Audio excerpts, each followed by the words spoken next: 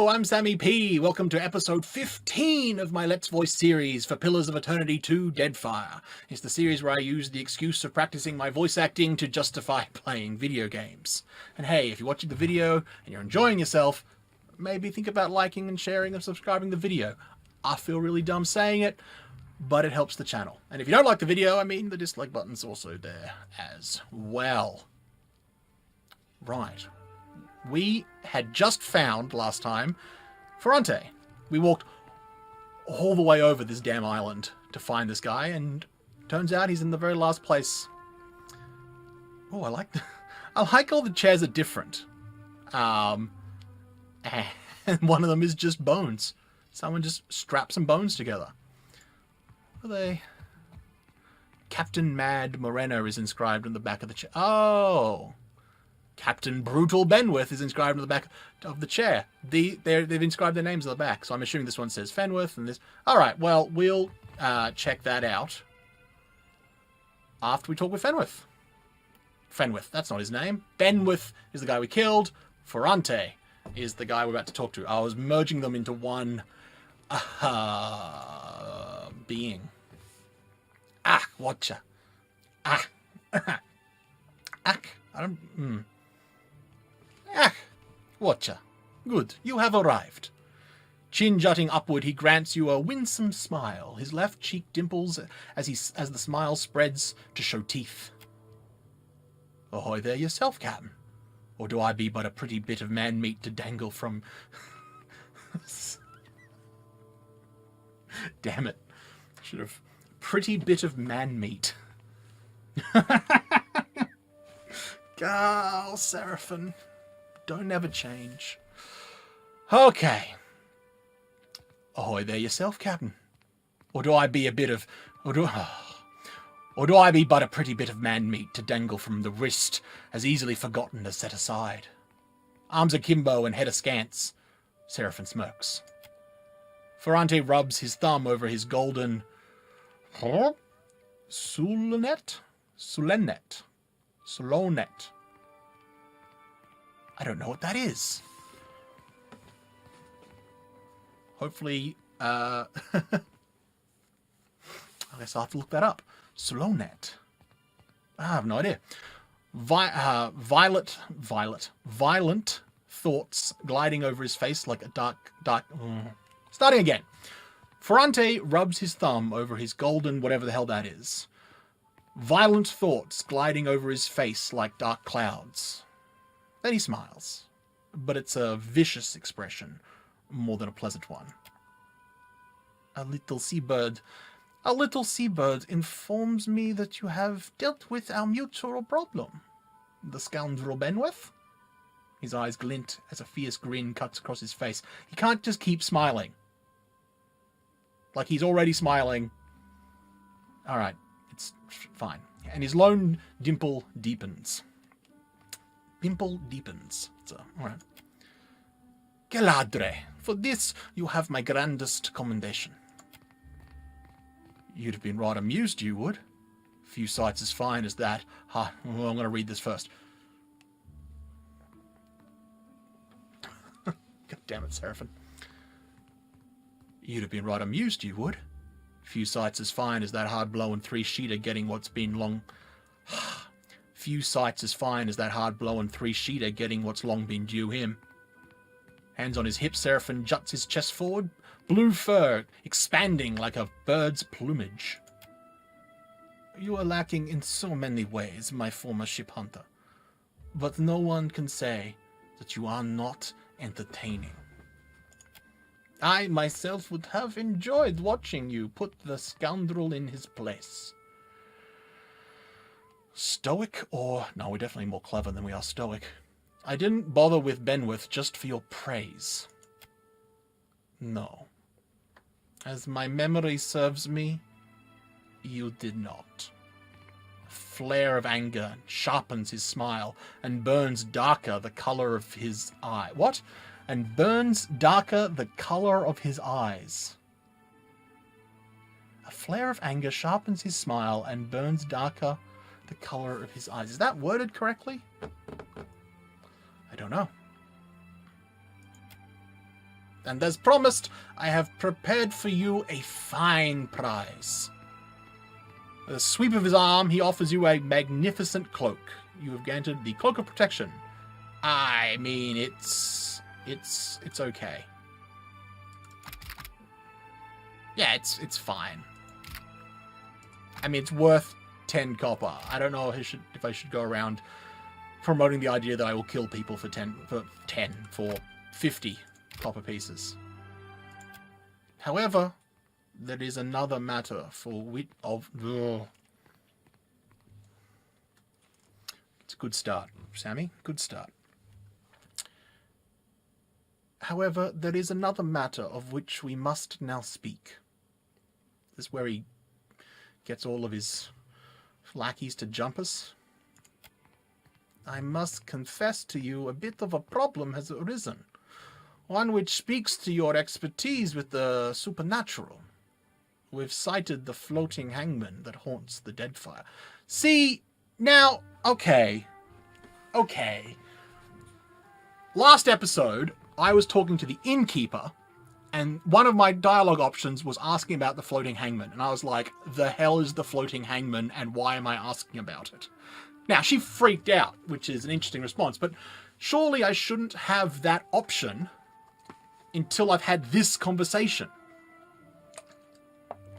Unless there's another way to find out about the floating hangman that I have now forgotten, and I'm not about to go back and watch the other episodes to find out. But still.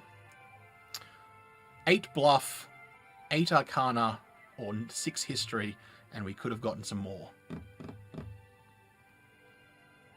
I don't know if I'm arcana and history I've probably got a little bit in. Does it actually... I have 2 bluff, do I? Well, alright. History we're definitely close to. Oh well, anyway. Wait. Did you just say a ghost ship haunts the Deadfire? Indeed. And I will say it truly again. This galleon, what likely remains of the Furrante, is a frightful legend. Furrante, meaning iron strength. The Furrante is the grand Valian galleon that Dakosi Paladin Lucia Riven used to flee the burning palace when charged to protect the royal family's sword. Furrante. We have been losing ships at sea, amico. And not to those Valera shipping bastards. I believe the floating hangman may be a culprit. Fortune favors us, as I have procured a survivor from such a recent sinking. You will consider what she has to say. Head craning abruptly to the side, he barks a loud order. Come forth, Selenia! Quickly now! Or I will run rivers of your lethargic blood. At the last he smiles. Wow, he is a scary dude. Yeah, good time to light up. Sun-blistered and raw-boned, the pirate regards you both with a discerning glare. She tongues a chapped bottom lip, but keeps quiet. Well, spit it out, Selenia, and try not to embarrass me before our guest. Course, Captain. Hit my head pretty hard near the end. No.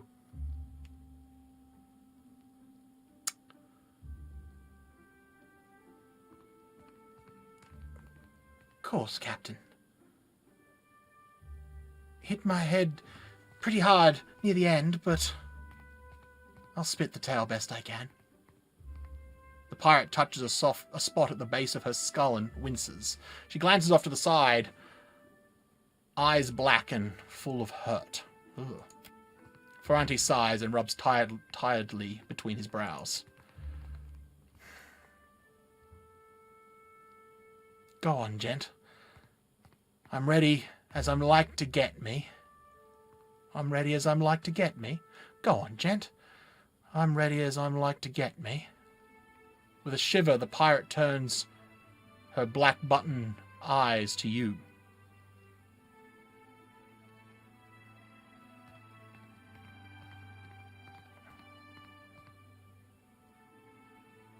Cruel. I don't think I've seen a lot of cruel options come up, which is probably okay. I'll try not to press you to remember more than we absolutely need. You aren't quite what I expected, Watcher. She wets her lips. Kinder than most. Selenia pointedly avoids Furrante's gaze, a grimy hand scrubbing at her mouth. Saw my whole crew slaughtered me. My best mates, and even a few I hated. They weren't but blood and meat in the end. It branded the back of my eyes that moment. High seas, nothing but blue all around, then mist, so thick you could taste it.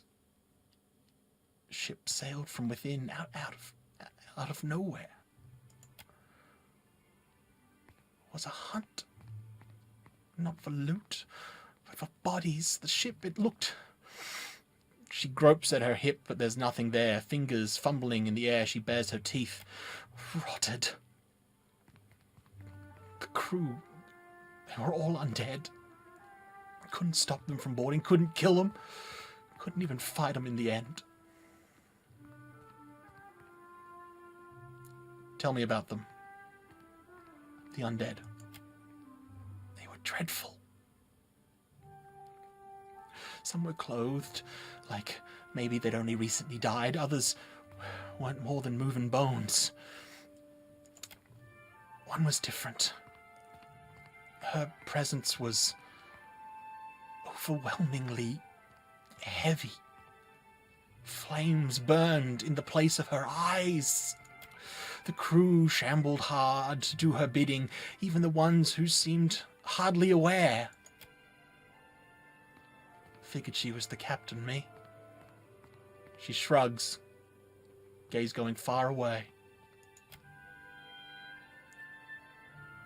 There is a flag the floating hangman flies. A flag that once heralded the Fonfurus of Old Valia. It belongs to a Darkuzi paladin of some legend, one Lucia Riven. But Selenia's knowledge is limited in this regard. Let us instead ask her of a subject she may know. Rude. How were you taken by surprise on the open sea? Me and my crew were adept, alert, always. No. Weren't no one gonna get the jump on us. Was some magic. Foul. Just sudden-like. The winds died. The waters fell flat, and the air got heavy. They turned sky and sea, both against us. And then this thick fog rolled up at midday. Without a sound, the spectre ship... She glides her hand in the air. Skimmed right out. It was too late. We couldn't outsail it. When did this happen? She ruffles a hand through her short hair, scowls. Don't know, me. Drifted for days, maybe longer. Kept winking in and out after I ran out of drink. One of mine found her no more than a week ago. Malnourished, dehydrated. The poor girl was scarcely able to speak. Well, I'm more than able to gabble now. Ain't I? Could sail, too. No, you got no reason to keep me. She flits her hand over the softness of her shirt. Again, her fingers hesitate close to her hip. The fabric crinkles there, where a pistol might normally be strapped. A muscle ticks in Furrante's jaw, but he otherwise ignores her. Perhaps there is something else you wish to ask our guest before she departs from us? How did you survive the attack? Calling me craven?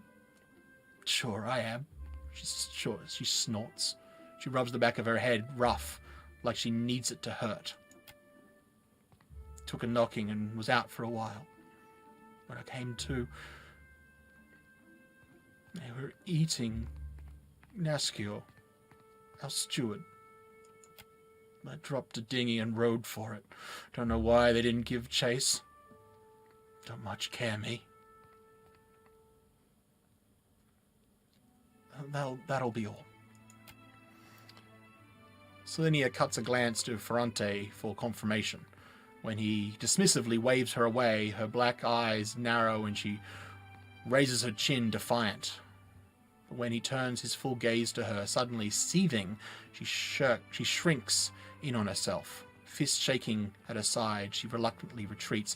Yeah, Furrante has this I'm just this very happy sort of man, and I want you all to be happy. But from what we've seen from the visions that Seraphim gave us, and just from this interaction, this is not a nice guy.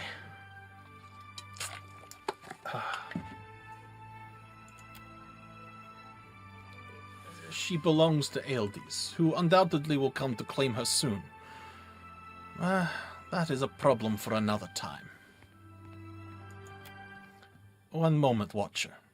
The captain scowls at Selenia's retreating back, dark anger warming his cheeks. Wow.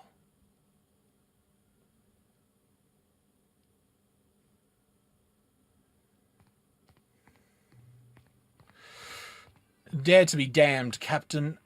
As I believe you told Selenia, spit it out already. He grins, wild and roguish. Man. He kind of like... When he gets angry at you, he gets really angry at you. But when he likes you, he's probably the best friend you ever had.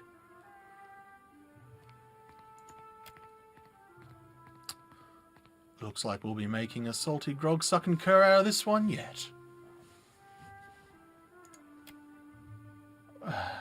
Mind the manner of which you address me, ship hunter. Mind the manner in which you address me, ship hunter. The mirth evaporates from his face. Allow me to cut to the heart of it. Lucia Riven, whose flag flies atop our spectral ship, was a Dakosi paladin who died more than 200 years ago. It is my hope that uncovering the details regarding dear Riven's fate in life may illuminate the nature of her undeath, and how to defeat her galleon. Unfortunately, the only soul who could possibly shine more light on our situation lies buried deep within Nekataka. One, Yisri, the Baratheon. Now, well rotted, I presume. Who is this Yisri, the Baratheon? Regrettably, I know little but this. He was an Adrian warrior priest of Berath, and a significantly furthered one, if tales are to be believed. He chased our Dakosi to the Deadfire, hunting her to her death. Shortly after slaughtering our brave paladin, the priest died, possibly of sickness or perhaps from a festering battle wound. He was entombed in honor for his service to Berath in Nekataka's sacred stair. Do we know anything more about Lucia Riven? By all accounts, our Riven was a Dakosi paladin who sailed to the Deadfire in order to safeguard a royal weapon of Old Valia. She is the epitome of She is the epitome of Grand Valia, of magnificence, honor, and duty. Living or undead, she strives still to serve her charge. And yet, We know not why, but the Baratheon priest called Ysir opposed our Riven, and fiercely. They fought to the death, Rivens, to be precise, in this very archipelago. Along with her life, Riven lost the sword she had sworn to protect. He traces a dreary line down his jaw. It has lamentably remained unfindable since. I believe it may be why she searches the seas yet. Well, I take it you have a plan. Indeed I do. He flashes you a devious grin.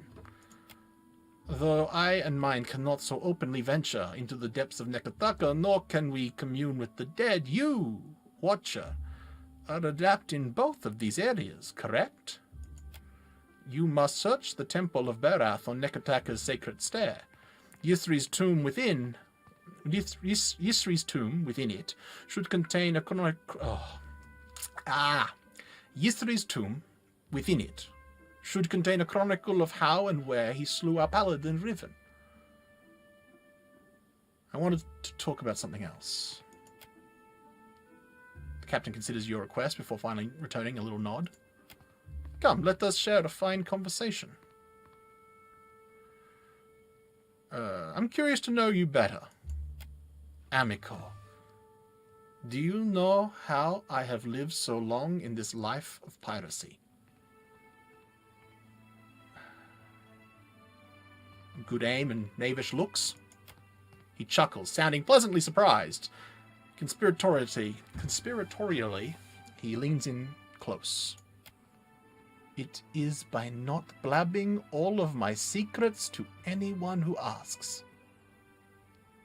Okay. Then I have a question regarding the Princepi. Who better to ask than the first chair and highest rank on the Consulago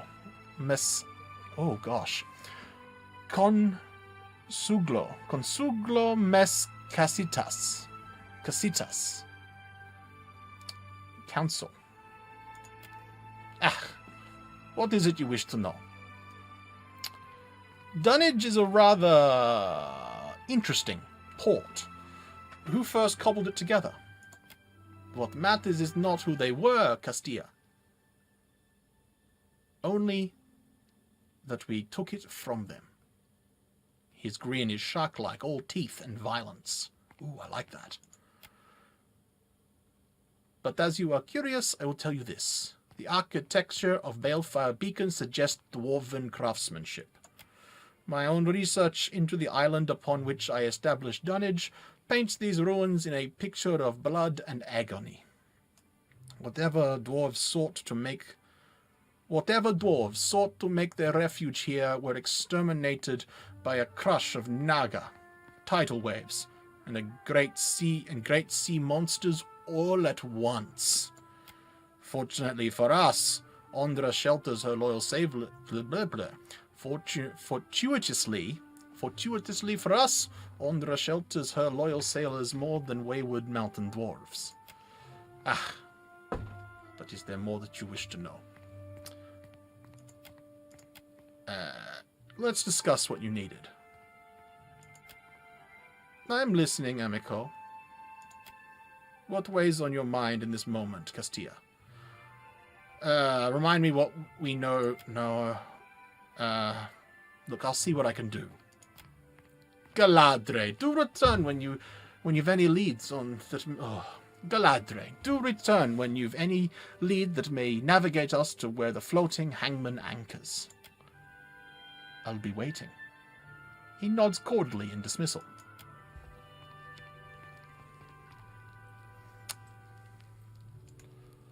Captain Aldi's the Sea Wolf. Oh, that's the one who owns Deadlight. Captain Furrante, the last Marqueso, is inscribed in the back of the chair. Captain Two-Eyed Pym is inscribed in the back of the chair. Captain Goldfin Chiara is inscribed in the back of the chair. And our last of the council, Captain Mayor Trevisillo. Interesting. All right. Wow, that was much more involved than I expected it to be. Priest.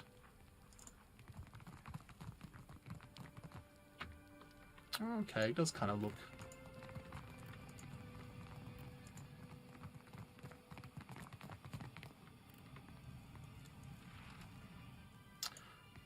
Streets of... Kind of want to have another chat with Selenia away from Furrante's, if that's at all possible.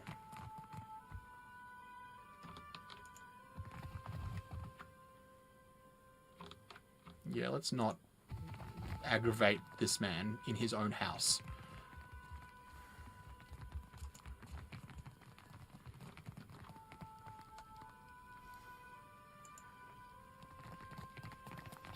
I guess she went up here. Balefire Tower. Alright.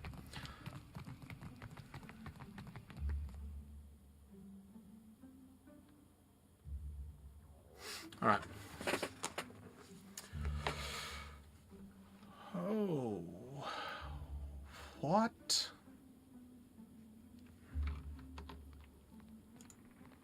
Rust and blood tinge this iron cage in shades of ochre. Ochre.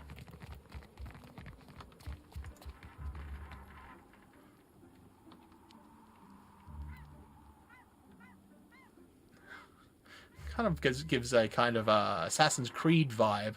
You run off that and there's a hay bale at the bottom that miraculously breaks your fall.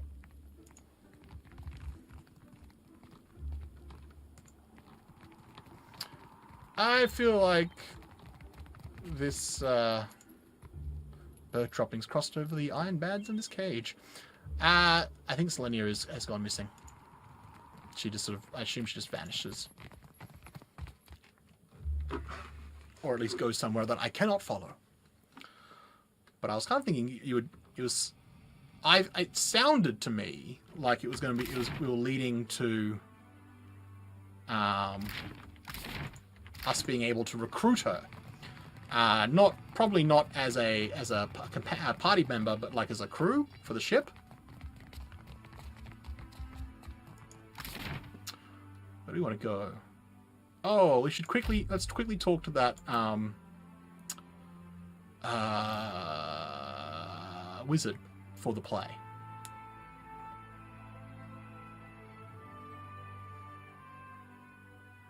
Still don't remember who this person is. Pirate. Lendreth. Terna. That's the one. Oh, voice monotone. Examines her nails as she speaks. Oh, alright. If you're enjoying my performance, tips are welcome but not required. Thank you, loyal patron. Hand on her hip, she cocks her head as she waits for you to speak. Here's a tip. Here's a tip. Oh, thank you, patron. I'll be debt-free in no time. Despite her words, she doesn't actually sound appreciative. In fact, she rolls her eyes as she tucks the coin into her pocket. Look, Calendra needs you for her play. I'd be happy to go back to work for her, except I owe Harker over there a good deal of money. She jerks her head towards the far end of the bar. That guy? Someone over there? I don't know. What was his name? Harker. Stupid dice went cold at the wrong time. Till I pay him what I owe, 700 pyres. I'm not going anywhere. I don't want to give you 700 copper. I'm going to be honest with you. Is there anything else I can do to get you out? Talk over with Harker. Maybe he'll be feeling generous.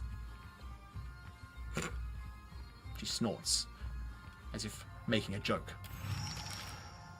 A more likely possibility is he'll try to put a knife between your ribs. Assuming he doesn't, or you survive it, you ought to know. He hides his money in his private quarters. be a shame if someone stole it.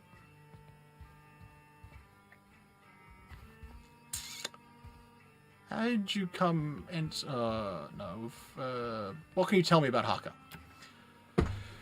You haven't heard the rumors, I take it. Her voice drops into a raspy whisper. Some people say he's the Rat King. Aristocrats know. Alright. Wait, the who now? Come on now, you're pulling my leg. The Rat King was a pirate with a grudge against the Valian Republics. Supposed to have died years ago. Her eyes gleam with excitement as she tells the tale. But some folks say he faked his death to escape the wrath of the Valian Republics. The elf leans closer, conspiratorially, to murmur near your ear. Those same folks say that Haka was the Rat King. Licking the corner of her mouth, she straightens her she smooths her hair with trembling fingers. I wouldn't go asking him about it, if you know what I mean. Haka's got a nasty reputation of real violent disposition. And besides, people in this port generally don't like others prying into their past. Okay, farewell. Elias Sellen.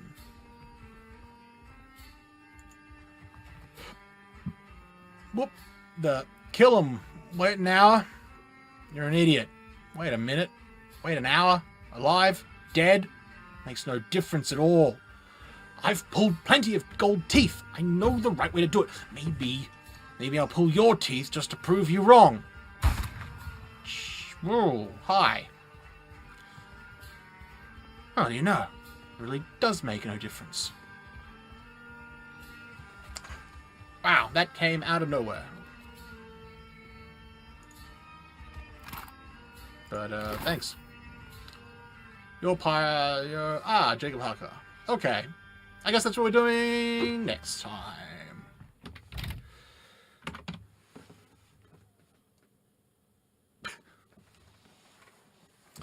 Expecting to run over to Haka and said some dude just shot another guy. Expect to show you that this is a rough and tumble establishment. I don't know. Anyway, if you have gotten this far and you've enjoyed the video, as I said at the beginning, if you're liking, sharing, and subscribing, it's that classic YouTube mantra. But apparently it helps. And if you didn't like it, I don't know why you've gotten this far. You probably haven't. But if you have and you really didn't like it, you can use the like button. Although I'd rather constructive criticism in the comments. You know. But otherwise, I've been SammyP. I hope you come back and join me for episode 19, where I guess we're talking to Haka. And then maybe helping a wizard get into show business. Sounds good. Sounds good to me. All right. Until then.